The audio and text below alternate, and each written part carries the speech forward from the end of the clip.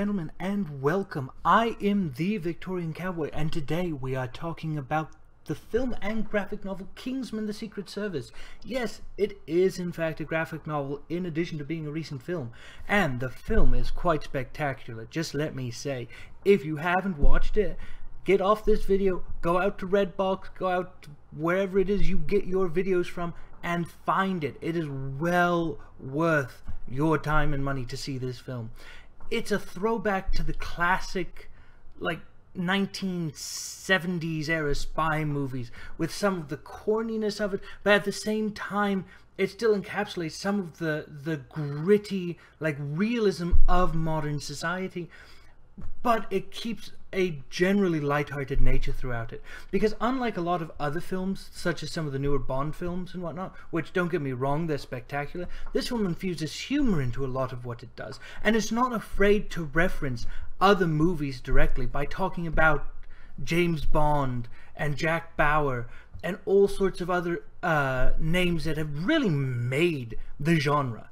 And it differs from a lot of other comic books and whatnot, which will refuse to reference, or not necessarily refuse, but the universe their stories take place in haven't had the background that we in today's society in the real world have had.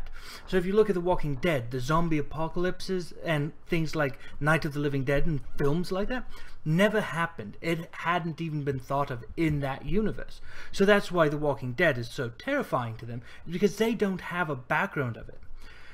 Well, what Kingsman does is it embraces all that history that we've garnered in the film industry and references it in such a way that creates quite a bit of humor. Now then, some things to talk about the film.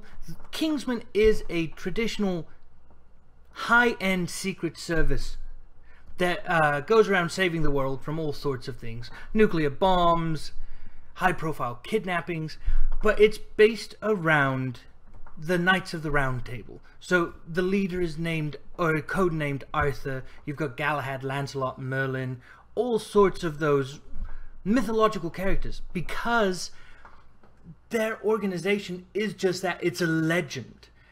Very few people know they exist, and that's the way it should be with a secret organization.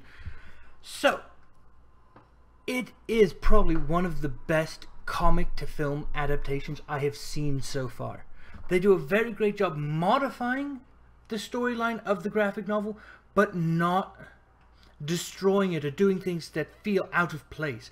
In fact, I feel like it actually adds a little bit to the legend and the mythos of this organization. And it really just makes for a very fun ride when you're watching it.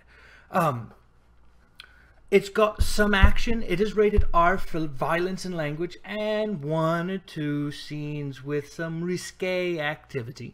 But for the most part, it's very little blood in it, even though you've got people getting headshotted left and right. Which there are 1 or 2 scenes where it gets a little bit cringeworthy with some of the things that happen just violence-wise, but nothing too absurd. We don't have anything of the Game of Thrones quality of blah, blah.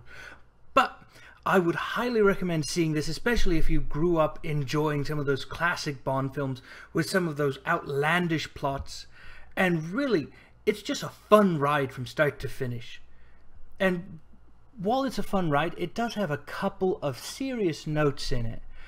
And I feel like this movie, similar to, say, Guardians of the Galaxy, does a really good job of balancing the serious and the humor to really just make an all-around entertaining, enjoyable endeavor. And so, again, highly recommend this movie. If you haven't seen it, go see it now.